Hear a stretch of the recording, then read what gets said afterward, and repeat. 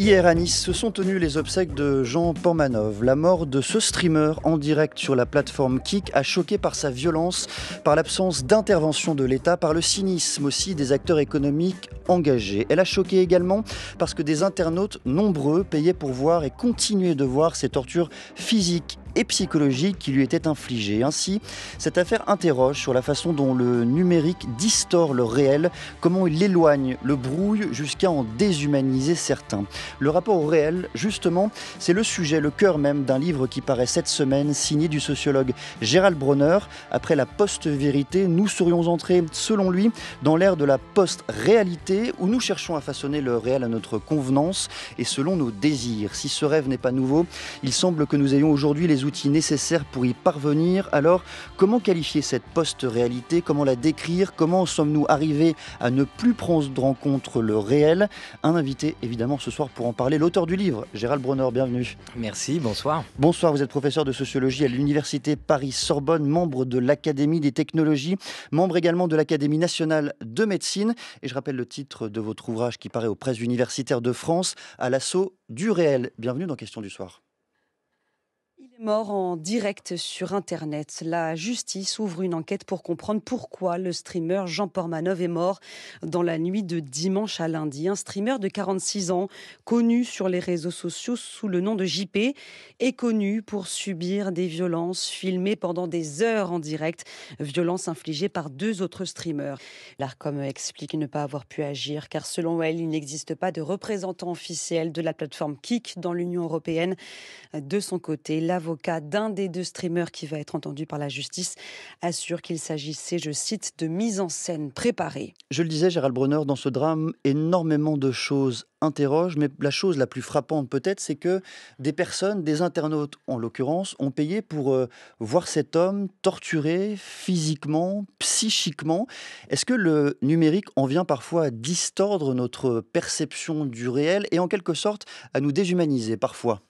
Il semblerait dans cette triste affaire que oui. J'observe d'abord, et c'est un des faits troublants, que ce fait dramatique a été en quelque sorte précédé par la fiction. C'est-à-dire cette histoire est racontée à la limite dans certains films, dans certains romans, et même dans des séries télé. On a l'impression de voir un épisode de Black Mirror, d'ailleurs assez récent sur ce point.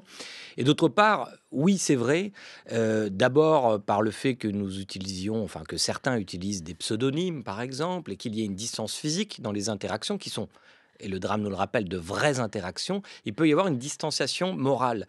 J'observe aussi, et c'est un fait moral très intéressant, parce qu'il s'agit d'une dilution de la responsabilité par association.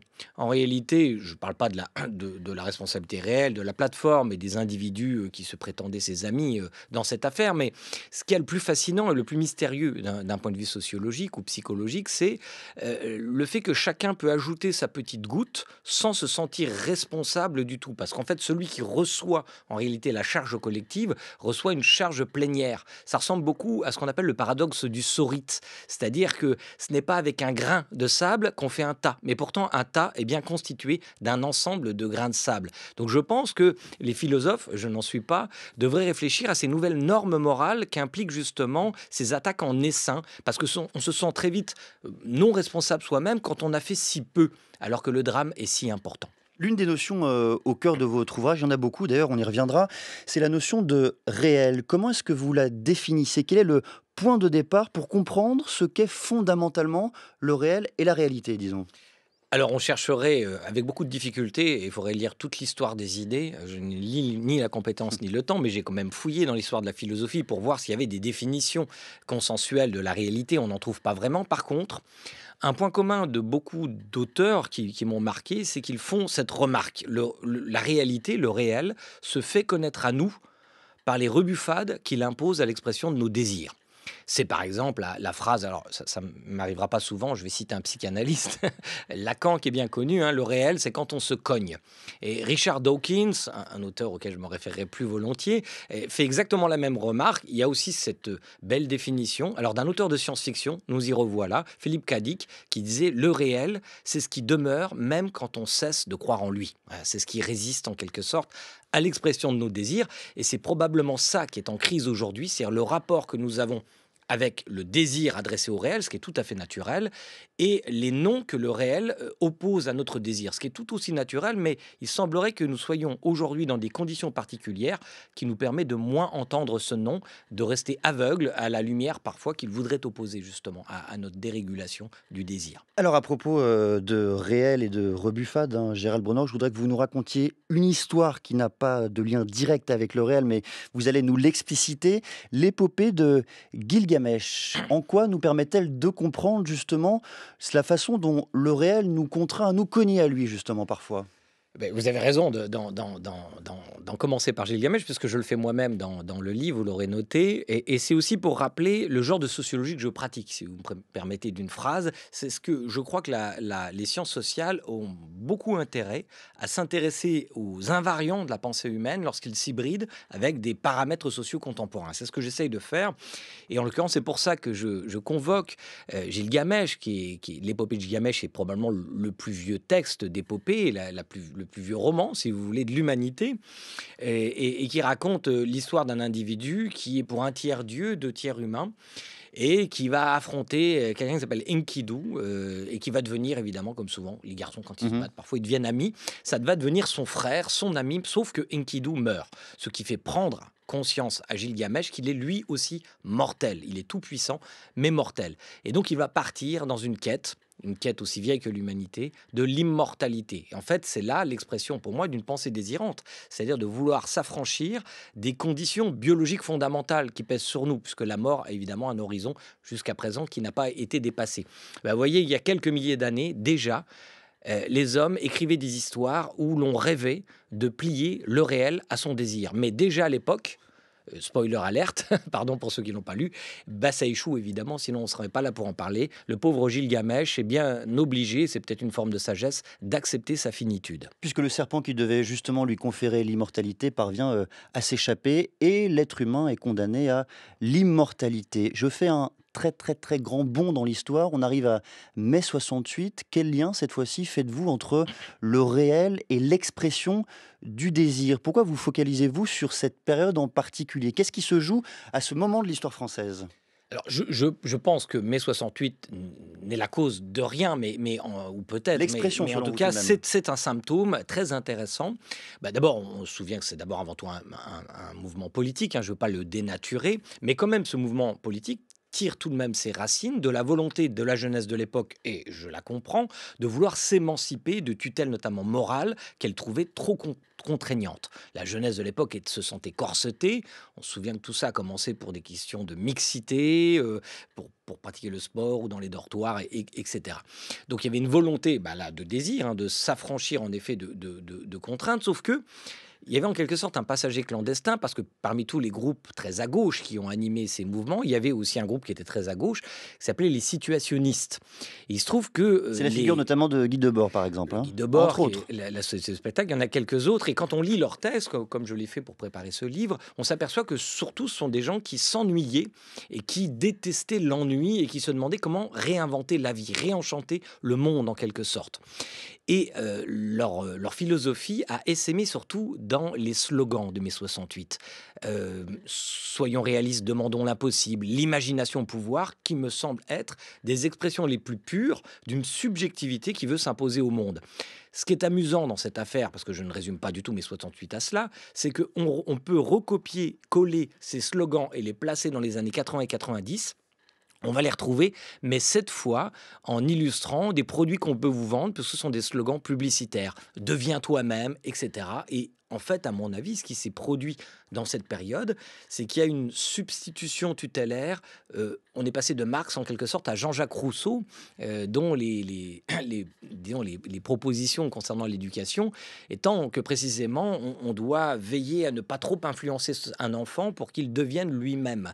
L'idée qu'on serait soi-même et qu'on serait empêché de devenir soi-même à cause de la toxicité de l'environnement. Et la grande passion du temps contemporain, une des grandes narrations qui s'impose à nous, c'est cette idée-là, que nous serions quelqu'un qui n'a pas encore réussi à s'épanouir en raison de la toxicité de son environnement, de son histoire, de sa famille, et on va chercher sans cesse les causes pour pouvoir enfin devenir soi-même. Mais pour bien comprendre ce que vous nous expliquez là, Gérald Bronner, ce que vous écrivez par ailleurs dans cet ouvrage intitulé À l'assaut du réel, est-ce que cela veut dire que on refuse pour beaucoup de se cogner au réel, justement, que nos désirs désormais nous animent à tel point que l'on refuse de reconnaître, de discerner, de saisir le réel? En tout cas, nous avons développé, je dirais, à partir des années justement après mai 68, et ça c'est mondial, donc c'est pas mai 68 qui est responsable, mais disons dans les années 70, 80 et 90, ce sont des périodes qui sont passées relativement inaperçues, je trouve, dans l'analyse des faits contemporains. Parce qu'on parle beaucoup des mondes numériques, j'en ai aussi beaucoup parlé, mais ce dont je parle là, ça précède un peu cette période de l'apparition des mondes numériques. Et on voit des grandes stratégies pour plier le réel à son désir. Alors la première, qui peut sembler étrange, c'est celui du contournement. Il y a certaines communautés, et j'ai étudié de très nombreuses communautés qui peuvent sembler étranges, on en parlera peut-être dans notre entretien, mais il y a certaines communautés qui essayent de se mettre à l'abri du réel, précisément parce que le réel refuse d'exaucer les désirs tels qu'ils l'avaient imaginé. Évidemment, ces désirs, ils sont aussi fonction des injonctions que la société fait aux individus. Quand on dit à l'individu, tu peux espérer beaucoup, tu peux devenir tout, il est assez naturel que beaucoup d'entre nous ressentent une frustration qui est proportionnée à la mesure de ses désirs. Et par exemple, au Japon, lorsqu'il y a une grande crise au début des années 90, on a vu, et par centaines de milliers de jeunes gens qui se sont mis, c'était surtout des garçons, sont mis à refuser de sortir de leur chambre. Et on les appelle les hikikomori, ils sont des communautés, et certains, depuis, n'en sont toujours pas sortis. C'est-à-dire qu'ils habitent chez leurs parents. Et c'est symboliquement très intéressant, puisque Maya Feinstein, qui est une sociologue française qui a étudié ces questions, disent qu'ils cherchent à vivre dans un présent perpétuel. Donc en fait, ils cherchent à abolir l'incertitude, en quelque sorte la largeur du temps. Parce que c'est ça qui pèse aussi comme une malédiction sur notre angoisse collective, c'est que nous avons conscience plus que les autres animaux que le temps est large et qu'il ouvre un monde de possibles dont certains ne sont pas désirables. Donc ces communautés, par exemple, se mettent à l'abri, d'autres s'auto-hypnosent pour disons, explorer des mondes imaginaires. C'est une position de retrait. Mais certains autres sont beaucoup plus offensifs. Ils cherchent tout simplement à corrompre le réel. C'est une expression que vous utilisez énormément, cette expression de la corruption du réel. Qu'est-ce que vous voulez dire justement par là? La corruption du réel, c'est la falsification des signes que le réel nous envoie pour le comprendre. Et donc, on va se ménager des espaces qui vont convenir à notre représentation du réel. Je vais vous en donner un exemple très concret. Une des figures les plus magistrales de cet état de fait, c'est Donald Trump, par exemple, qui vient très récemment de licencier la chef du bureau des études du travail, statistique, parce que tout simplement, les résultats du rapport qu'elle a coordonné ne lui convenaient pas. Donc, il voulait un autre réel. Donc, en fait, quand on casse les thermomètres, c'est une façon de ne pas avoir négocié directement avec le non que le réel nous impose. Vous avez prononcé son nom, Donald Trump, le président américain. Écoutons-le sur un autre sujet, la comparaison de migrants avec des chiens et des chats, puisque les migrants mangeraient, selon Donald Trump, des chiens et des chats. Qu'ont-ils fait à notre pays en laissant ces millions de personnes entrer chez nous? Regardez ce qui arrive partout aux États-Unis. Beaucoup de villes ne veulent pas en parler, comme Aurora ou Springfield. Elles ne veulent pas en parler parce qu'elles en ont honte. À Springfield, ils mangent les chiens. Ils mangent aussi les chats. Ils mangent les animaux de compagnie des gens qui vivent là-bas. Cela se passe dans notre pays. C'est une honte. Lorsque Donald Trump prononce ces mots le 11 septembre 2024, Gérald Bronner, est-ce qu'il a conscience de dire absolument n'importe quoi ou il croit un peu lui-même à son énoncé? Alors, je ne suis pas dans sa tête. Ça, c'est quelque chose qu'on ne peut pas trancher. Par contre, on peut s'interroger sur la réception que les gens en ont. Et je parierais volontiers que certains individus croient au premier degré cette déclaration, mais qu'un certain nombre de ses supporters, c'est difficile de les dénombrer, croient cela au deuxième degré en quelque sorte, c'est-à-dire symboliquement. C'est-à-dire qu'ils ne croient pas à proprement parler que c'est vrai que des migrants mangent des chats et des chiens, mais sans doute qu'ils se disent que c'est un faux qui dit le vrai. C'est-à-dire qu'il dit par exemple la dangerosité des migrants. C'est une forme de métalangage qu'utilise Donald Trump et je parierais assez sur le fait que Donald Trump en a parfaitement conscience. Vous expliquez aussi que c'était une forme, un signe de ralliement, un moyen de créer un sentiment d'appartenance, comme si au fond, l'esprit grégaire était supérieur à la volonté de savoir. Oui, je crois aussi que ce personnage se tient au croisement Là aussi, c'est le croisement des flux entre la réalité et la fiction. C'est-à-dire que la carte et le territoire paraissent se mélanger. Et c'est intéressant quand on regarde la biographie de Donald Trump. C'est quelqu'un qui a fait de l'argent, parce qu'il a fait aussi il a échoué aussi beaucoup de fois, mais il l'a fait dans le domaine des casinos, dans le domaine immobilier, où justement c'est un endroit qui vit en partie sur la distraction. C'est la culture du divertissement, du spectacle. Et il est très lié aussi à l'histoire du catch américain. Et je consacre un chapitre dans le livre sur l'expression kayfabe, qui est un mot qui est constant dans le catch. C'est un mot argot, en fait, de Verlan, qui date du 19e siècle et qui veut dire, si on l'inverse, qui veut dire be fake. Continue à être faux. Voilà. Continue à être faux pour que nous puissions suspendre volontairement notre incrédulité. Et c'est exactement ce qui se passe quand on va au cinéma ou qu'on regarde même un match de catch. On sait bien sûr que c'est faux, mais on a envie d'y croire. Et je pense que beaucoup de ces partisans de Donald Trump sont dans cette position-là. C'est-à-dire qu'ils entendent kayfabe quand ils parlent. Ils entendent be fake. Je sais que ce n'est pas tout à fait vrai, mais c'est une sorte de faux qui dit le vrai. Dans ce contexte-là, pourquoi préférez-vous le terme de post-réalité à celui de post-vérité? Et même pourquoi aller au-delà? Pourquoi forger celui de post-post-vérité? Parce que je suis assez sceptique sur une interprétation du terme de post-vérité. Le terme de post-vérité ne me gêne pas si on veut dire par là que chacun se ménage avec l'effet des espaces de confort intellectuel. Cependant, j'ai constaté sous la plume de certains de mes collègues qu'ils entendent par là que les individus, nous contemporains, une partie d'entre eux seraient devenus indifférents à la vérité. De collègues philosophes notamment. Comment ? De collègues philosophes notamment. De collègues philosophes notamment. Et qu'est-ce que ça voudrait dire que cette mutation, tout à coup, psychologique, qui correspond à aucun modèle biologique, d'ailleurs pas même à un modèle psychologique, car moi je n'ai jamais rencontré quelqu'un qui était indifférent à la vérité. J'ai rencontré des gens qui mentent, mais qui savent très bien le vrai. J'ai rencontré des gens qui se trompent et qui disent des choses fausses parce qu'ils croient vrai. Et j'ai rencontré aussi des gens qui croient à une vérité et qui mentent pour défendre cette vérité. La fin justifie les moyens. Mais c'est bien qu'à l'origine, ils croient à quelque chose de vrai. Sauf que là, en effet, je pense qu'on est passé à une étape supplémentaire. C'est d'ailleurs l'exemple que je donnais du licenciement de la chef des études statistiques. C'est-à-dire qu'on va modifier les thermomètres pour pouvoir croire ensemble que ce réel-là est vrai.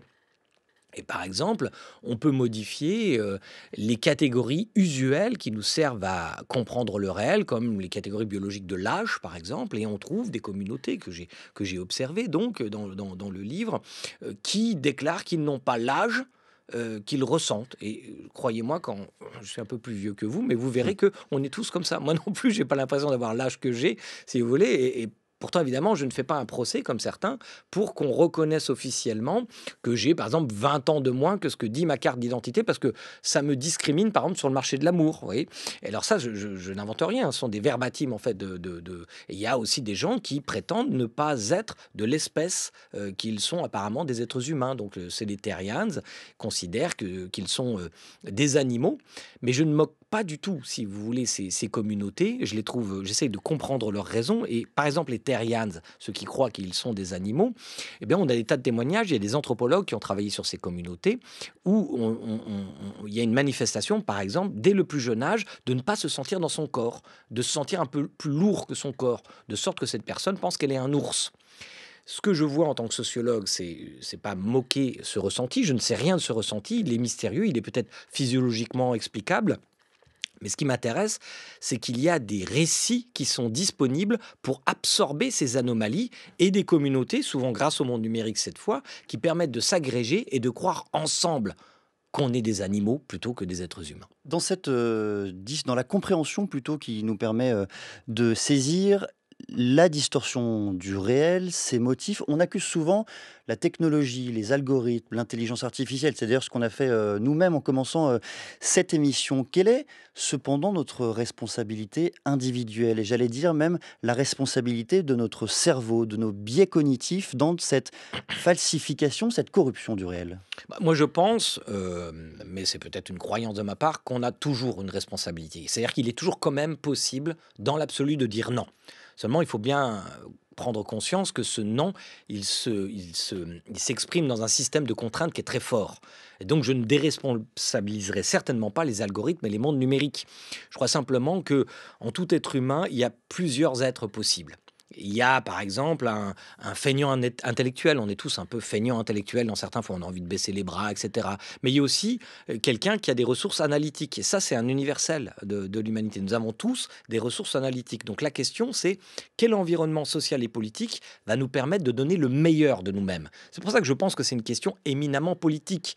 Il est évident, puisqu'on parle des réseaux sociaux et de l'affaire triste de streamer qui est mort, il est évident que dans certains contextes, nous avons des passions tristes, nous avons une passion pour la conflictualité, nous avons une passion pour des informations fondées sur la peur, et c'est ainsi que le marché de l'information se dérégule vers les passions tristes. Ce qu'organisent les mondes numériques, c'est en fait une fluidification entre toutes les offres et toutes les demandes possibles. C'est vrai pour Uber, mais c'est vrai aussi pour les passions tristes qui vont se fonder sur la volonté de voir l'autre humilié ou voir des éléments de violence qui peuvent nous fasciner par ailleurs. Pourquoi accusez-vous, Gérald Bronner, certains pans des sciences sociales de nous éloigner du réel, de faire obstacle à notre observation de la réalité, pour citer le livre?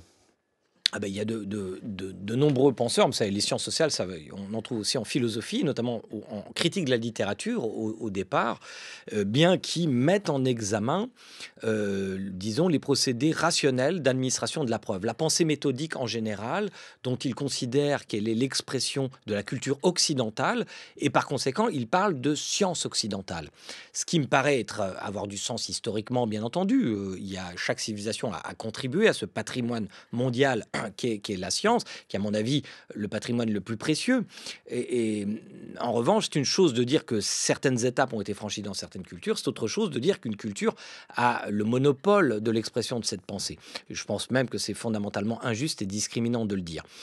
Je crois donc qu'en effet, à force de déconstruire les procédés d'administration de la preuve, et c'est vrai que les scientifiques ont des compulsions idéologiques, religieuses, comme n'importe quel individu, on oublie que les énoncés auxquels on aboutit sont précisément exfiltrés de leur production contingente. Et c'est pourquoi les valeurs, disons, les lois de la thermodynamique, etc., ont une charge universelle lorsqu'on est... Mais ça, c'est un exemple issu des sciences naturelles, mais j'allais dire, au sein du corps social, on peut aussi expliquer, grâce aux sciences sociales, qu'on a tous des expériences particulières et que la somme de ces expériences particulières forme ce qu'on appelle le réel. Oui, certainement, on aurait raison de le dire, mais si je prends les exemples issus des sciences naturelles, c'est que précisément, même les sciences naturelles ont été accusées et mises en examen d'exprimer en quelque sorte des violences épistémiques. Par exemple, pour des groupes qui voudraient croire, je ne sais pas, prenons des exemples radicaux, que la Terre est plate, eh bien, si vous voulez faire la démonstration que la Terre est ronde, vous pourriez, dans le fond, organiser une violence épistémique à l'endroit de certaines communautés qui pensent qu'elle est plate. Vous comprenez bien que c'est une chose importante de respecter, d'être tolérant avec les différentes visions du monde, et ça je l'approuve tout à fait. C'est autre chose que de considérer qu'on ne peut pas faire de hiérarchie entre les modèles qui prétendent décrire le monde. Ça, je m'y opposerais personnellement. Et pourquoi je m'y opposerais? Parce que précisément, ces recours à la rationalité sont les seuls outils qu'on a pour empêcher notre désir de plier le réel. Parmi les chercheurs en sciences sociales que vous pointez justement dans cet argument, Bruno Latour, dont je voudrais vous faire entendre la voix. Ce que j'essaie de faire dans l'enquête sur les modes d'existence, au fond, c'est de définir les valeurs qui nous tiennent. Par exemple, nous tenons beaucoup à la science. Mais on tient à laquelle? On tient à la science avec un grand S, qui est une vue de l'esprit, ou on tient à la pratique scientifique qui exige une attention aux objets, des laboratoires, des moyens, des institutions qui permettent de former les chercheurs, ces choses que nous devons chérir. Et là, c'est tout à fait différent, la situation diplomatique. Si j'arrive en disant « mais moi je suis l'instance de la raison et tous les êtres dont vous parlez, tout ça, ça n'existe pas », mauvais début. Mais si je dis « moi j'arrive avec la pratique scientifique qui permet, dans tout un tas de situations, d'obtenir des faits objectifs validés après longue discussion sur un nombre de sujets. Est-ce que ça vous intéresse? Il est tout à fait possible que les autres collectifs disent « oui, nous sommes tout à fait prêts à entrer dans cette discussion et à partager cette valeur ». Comment est-ce que vous réagissez justement à cette distinction, Gérald Bronner, entre la science avec un grand S et ces pratiques plus concrètes liées à des procédures et des protocoles? Je vais vous étonner, il n'y a rien qui me choque dans ce que j'ai entendu. Effectivement, la science avec un grand S est une construction de Et l'esprit. c'est pour ça que je vous l'ai fait entendre d'ailleurs, parce que j'étais certain que vous seriez en accord avec Bruno Latour sur ce Oui, point-là. mais il y a quelque chose qu'il faudrait ajouter, c'est qu'on peut faire une enquête ethnologique, par exemple, dans un laboratoire et voir qu'en effet, il y a des rapports de pouvoir et que un consensus scientifique à court terme peut être parfois obtenu en raison de réseaux de pouvoir, de prestige de certains individus. Tout cela est vrai. Mais il y a dans la conclusion quelque chose d'absolument hyperbolique. Quand il étudie, par exemple, Bruno Latour, la controverse sur la génération spontanée entre Pasteur et Pouchet, il montre les rapports de force, les réseaux de pouvoir qu'avaient Pasteur, Pouchet, etc. C'est entendu. D'ailleurs, je signale qu'un sociologue, Dominique Reynaud, a montré que son analyse était globalement fausse, même sur ce point, mais peu importe. Admettons même qu'il ait raison sur ce point. Il a raison au moins sur un point, ils avaient des pouvoirs, et bien sûr qu'on cherche à en user, même quand on est scientifique, on cherche là aussi à imposer sa vérité. Sauf que si à la fin, Pasteur avait raison sur Pouchet, c'est-à-dire qu'il n'y a pas de génération spontanée, c'est parce qu'il avait raison. Et si aujourd'hui on continue à lui donner raison, c'est certainement pas en raison, disons, de l'écume de quelques réseaux de pouvoir qu'il aurait eu. C'est-à-dire qu'encore une fois, il faut bien avoir conscience du fait que la science, c'est un travail collectif qui constitue, comme conclusion, justement, le fait d'exporter les propositions disons, de la contingence, de la subjectivité dans laquelle elles ont en effet été. Donc, c'est pas incompatible d'insister sur la subjectivité des chercheurs, c'est un travail que la sociologie des sciences doit faire, mais si la conclusion, c'est que toute construction est fondée en réalité sur du pouvoir et n'a pas de valeur démonstrative supérieure à d'autres types de modèles, alors je pense que c'est une erreur. Voilà. À l'assaut du réel, et j'ajouterai les chemins pour y parvenir. Merci beaucoup, Gérald Bronner. Votre ouvrage paraît cette semaine aux presses universitaires de France. Il est presque 19h30.